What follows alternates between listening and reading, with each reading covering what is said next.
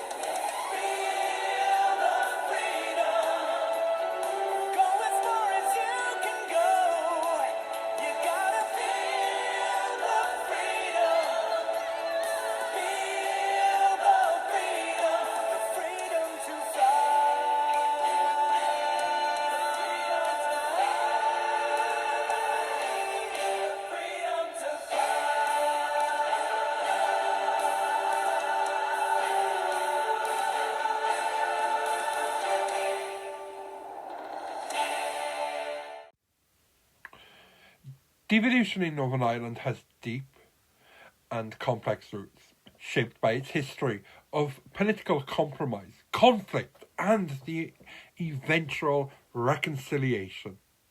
The story begins in 1921 with the establishment of the Northern Ireland Parliament, created under the Government of Ireland Act 1920. This was a pivotal moment in the island's history, as it divided Ireland into two distinct political entities: Northern Ireland, which remained part of the United Kingdom, and the Irish Free State, which is now the Republic of Ireland, which pursued independence.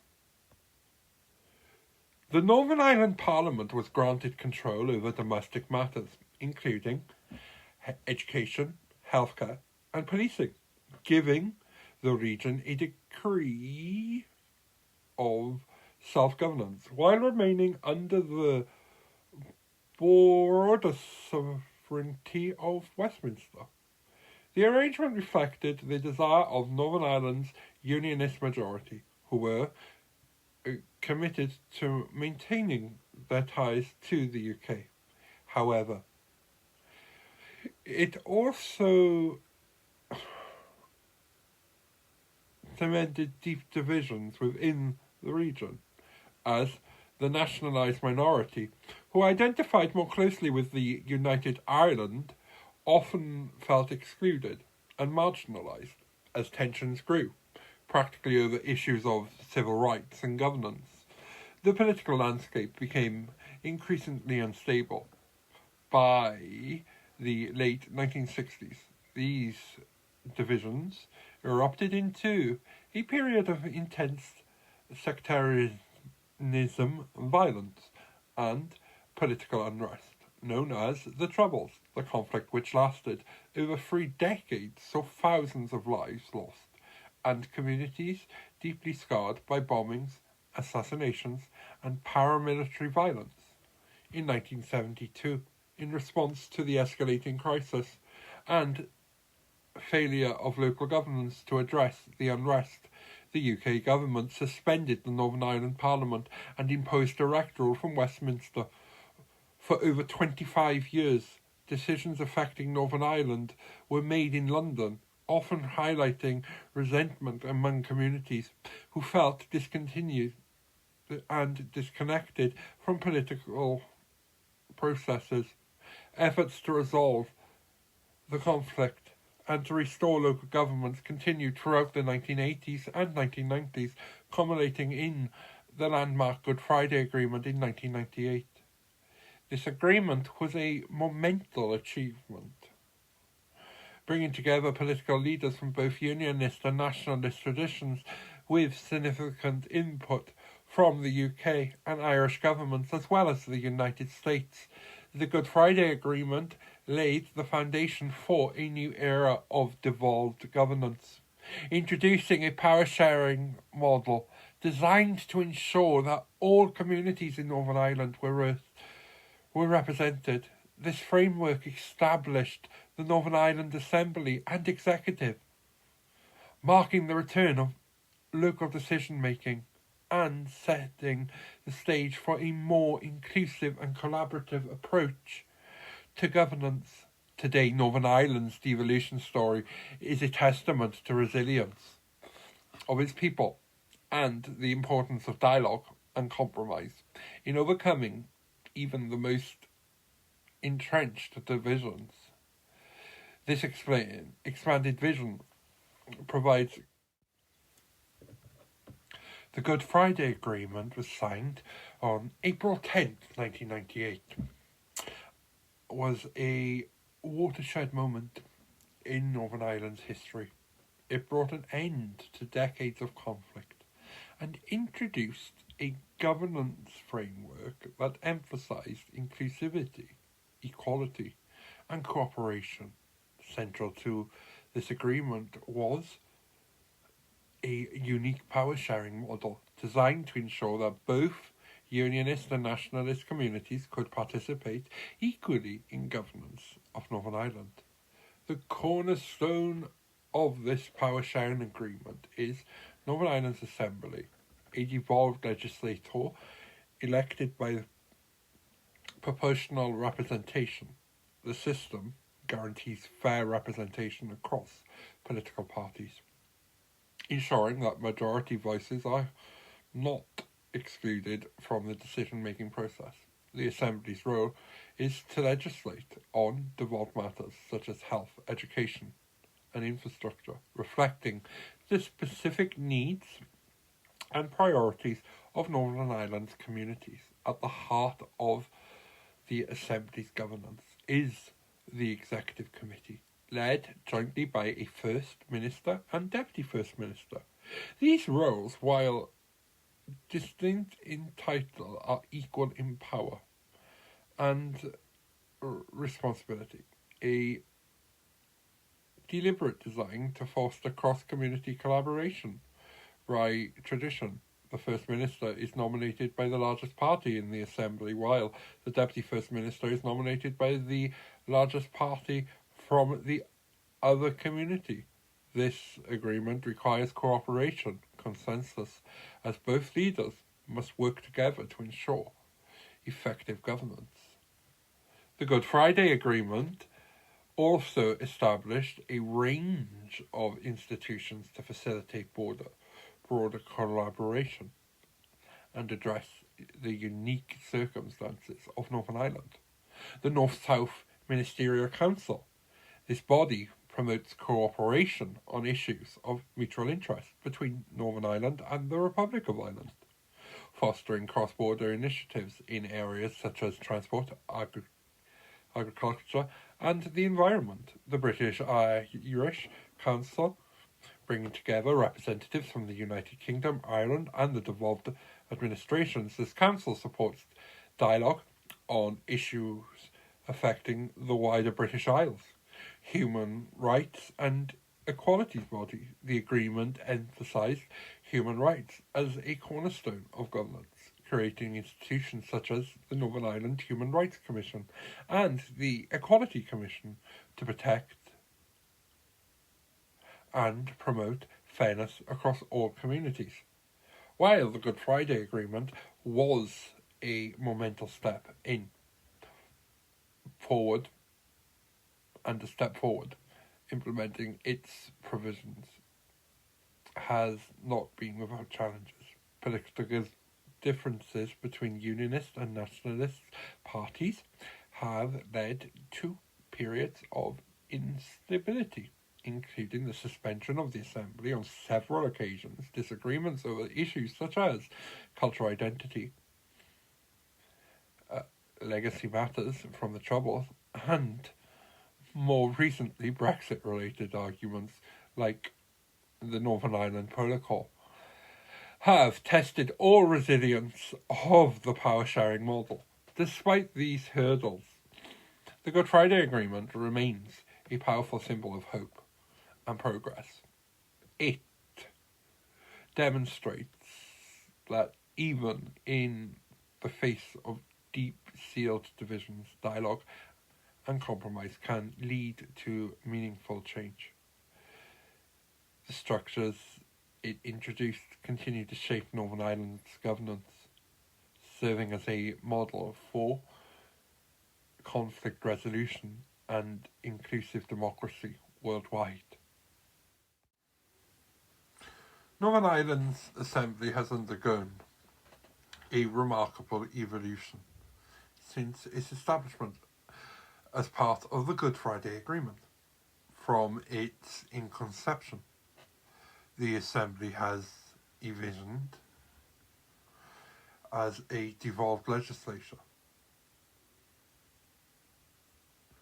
that would empower local representation to address the specific needs of Northern Ireland's diverse communities. Over time, it has taken on an increasing responsibility for critical policy areas, reflecting the growing maturity of devolved governance in the region.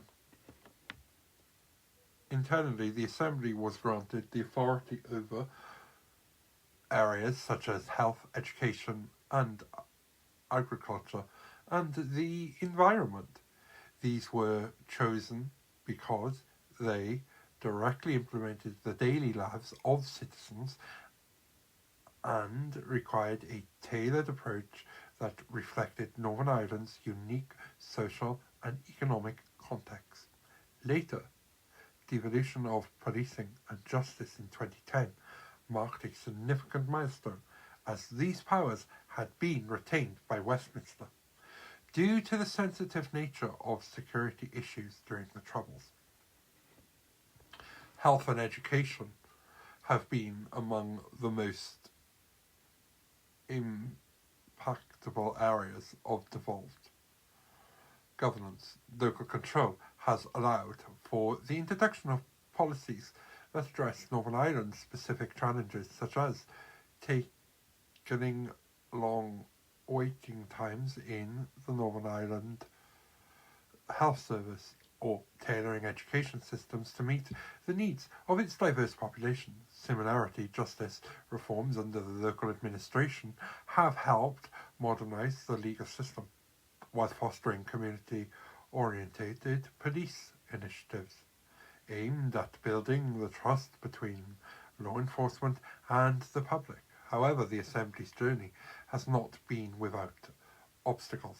Political disagreements rooted in the enduring tensions between unionist and nationalist parties have led to several suspensions of devolved governance.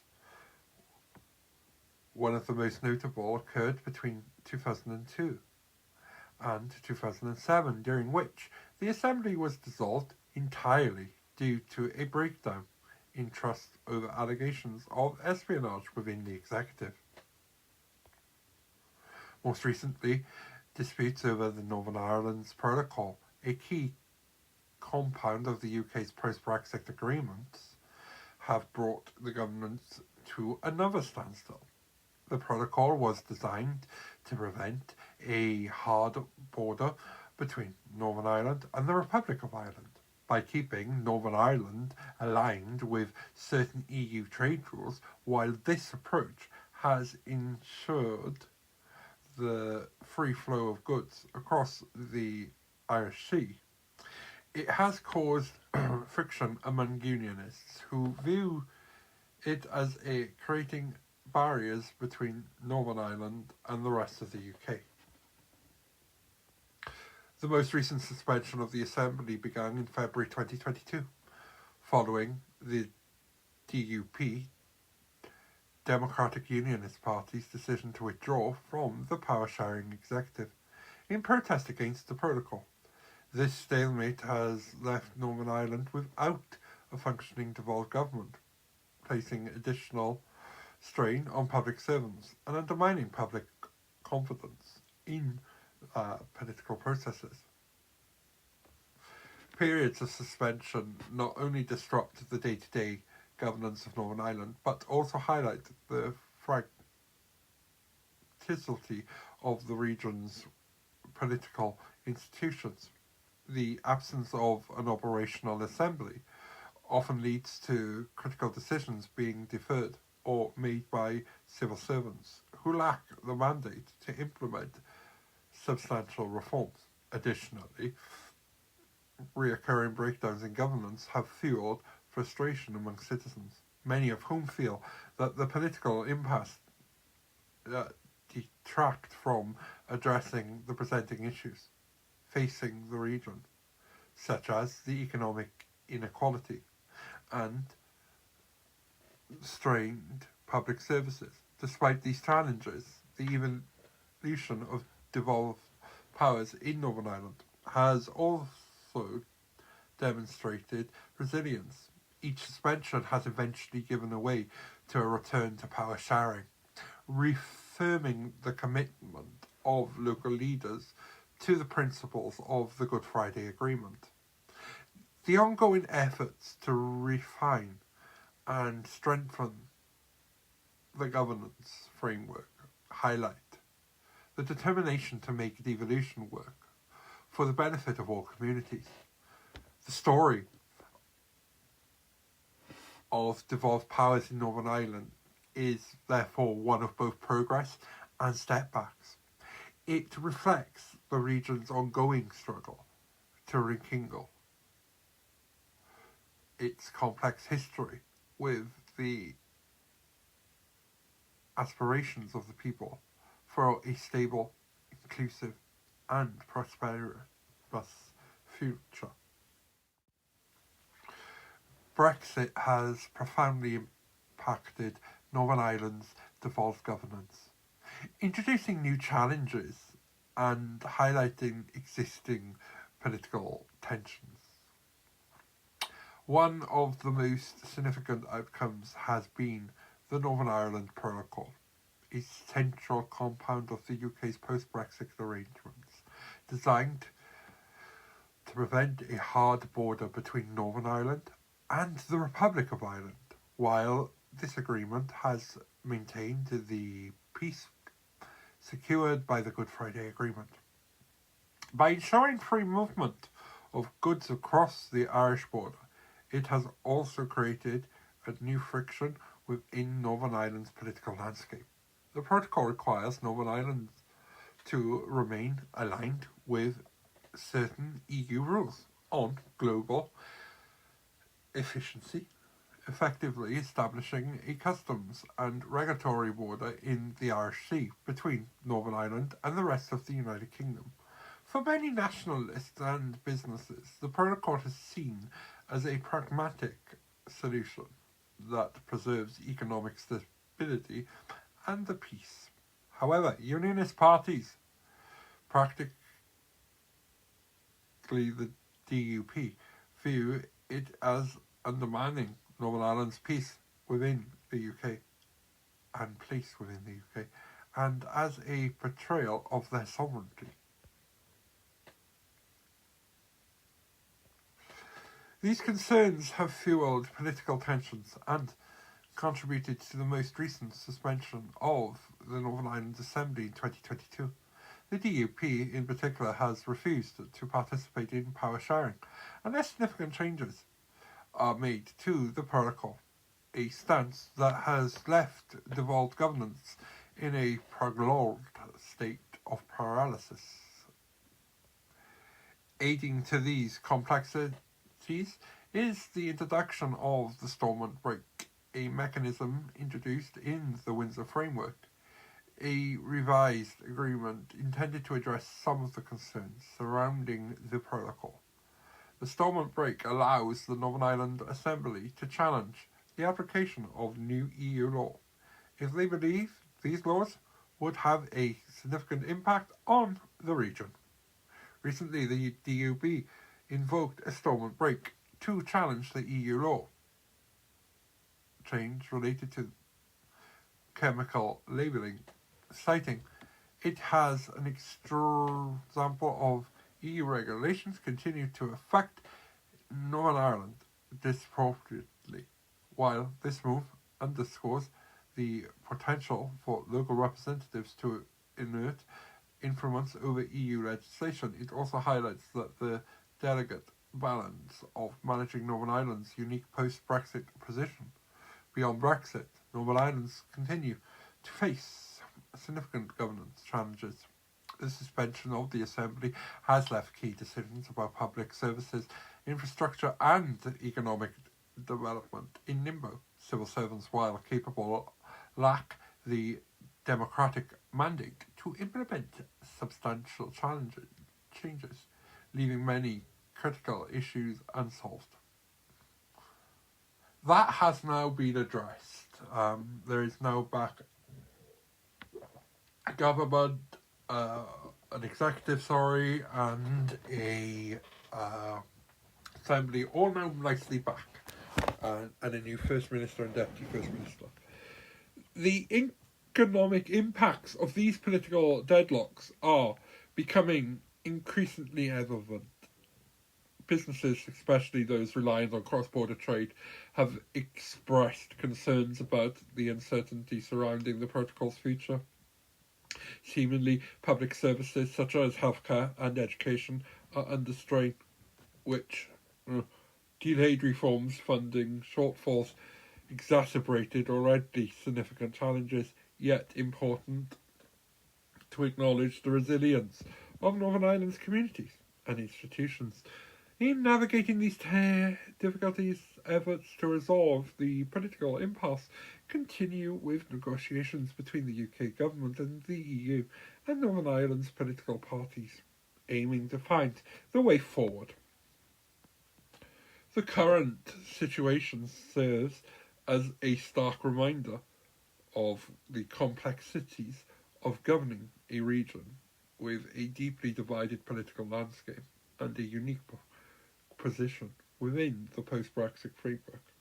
While these challenges are significant, they also present an opportunity for innovative solutions that could strengthen devolution and enhance Northern Ireland's role as a bridge between the UK and EU. In the meantime, the people of Northern Ireland continue to advocate for a more stable and fundamental system of governance, one that reflects their aspirations for peace, prosperity, and the progress in the face of adversity.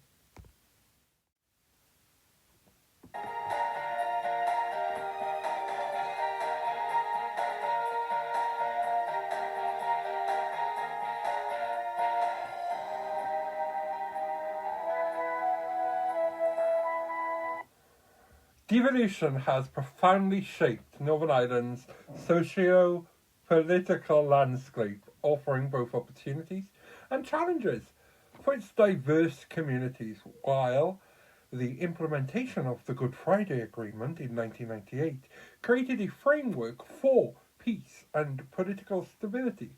The journey since then has been marked by moments of both progress and difficulty.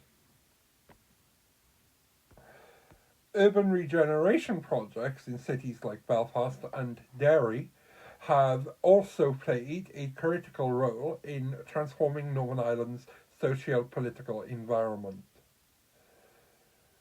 These initiatives, often supported by devolved governments, have revitalised once neglected areas, creating spaces where people from different communities can come together. Landmarks like the Peace Bridge in Derry serve as symbols of unity and hope, reminding the residents and visitors alike of the progress made since the Troubles. Do you know, I'm going to recommend for anyone who's got Netflix or the internet or wherever you're listening, go and search the TV show. There are many videos on YouTube called Derry Girls. this, although it's a comedy in parts, it's also a drama. It also shows and depicts what teenagers growing up at the end of the Troubles, what life was like for them. And it also shows the good parts of the Good Friday Agreement.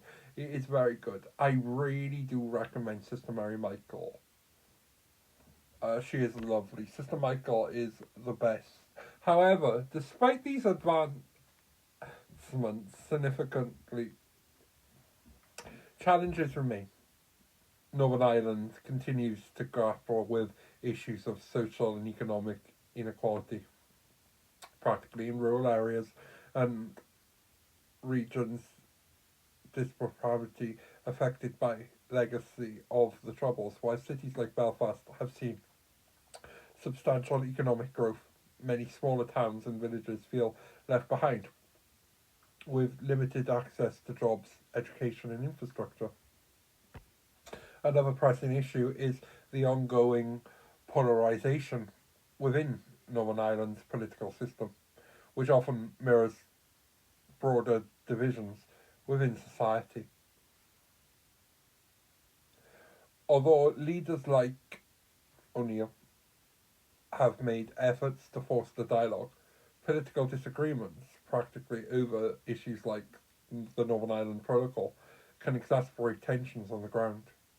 Grassroots organisations and the community groups have been instrumental in addressing these challenges, working tirelessly to build bridges between communities. Initiatives fostering on cross-community education, youth engagement and mental health support have been practically impartial. Have just been so great. For instance, an integrated schools which bring together students from Catholic and Protestant communities and other backgrounds too have grown in popularity, providing a hopeful model for a more inclusive future. The socio-political impacts of devolution are also relevant to see in Northern Ireland's cultural life.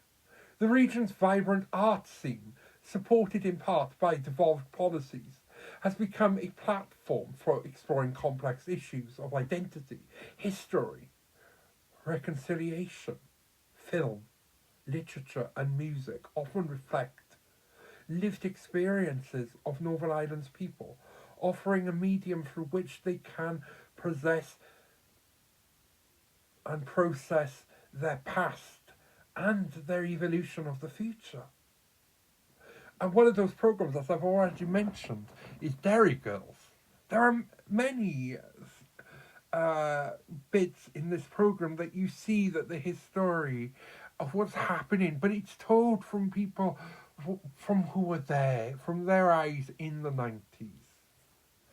At the same time, there's a growing recognition that more needs to be done to ensure that the benefits of devolution are felt equally across all communities. This includes addressing persistent issues like sectarianism, which, while diminished in many areas, still fragments aspects of daily life. Whatever its segregated housing or tensions during parades and cultural celebrations, these challenges remind us that the journey towards full reconciliation is ongoing. Looking ahead, success of devolution in Northern Ireland will depend upon the ability of its political and community leaders to continue building on the foundations of peace and inclusivity by fostering dialogue, addressing inequalities and investing in shared opportunities. Northern Ireland has the potential to further transform its socio-political landscape for the better.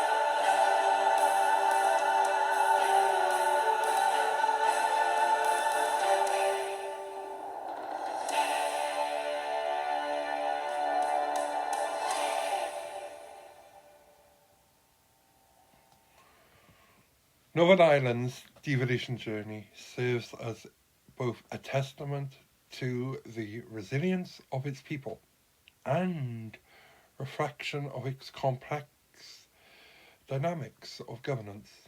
A divided society from the tumultuous years of direct rule to the establishment of power-sharing institutions. Each step has been fraught with challenges, but also filled with opportunities for reconciliation and growth. The ongoing evolution of these arguments highlights the need for collaboration, understanding, and a shared vision for the future as a region continues to navigate its unique path. It becomes relevant to lessons learned here, resonant far beyond its borders. Northern Ireland's story is one of finding common ground amongst deep divisions, a challenge many societies face globally. By honouring its past and addressing its present challenges, Northern Ireland can forge a future that not only reflects its aspirations for all its communities, but inspires others striving for peace and progress. Thank you for joining me on this in-depth exploration of devolution in Northern Ireland. Your engagement with these topics helps to keep the critical conversation alive and encourages a deeper understanding for our world. Be sure to subscribe, share your thoughts in the comments, and leave a review too. Let us know what you think. Follow us on social media for updates and behind-the-scenes content and exclusive materials related to the up-and-coming episodes together. Let's continue to explore the world and understand the complexities of this wonderful world around us. Until next time, stay curious and stay informed and keep exploring. And thank you for listening to Around the World today. Join us next time as we continue to uncover the stories that shape our world. Stay curious and keep exploring.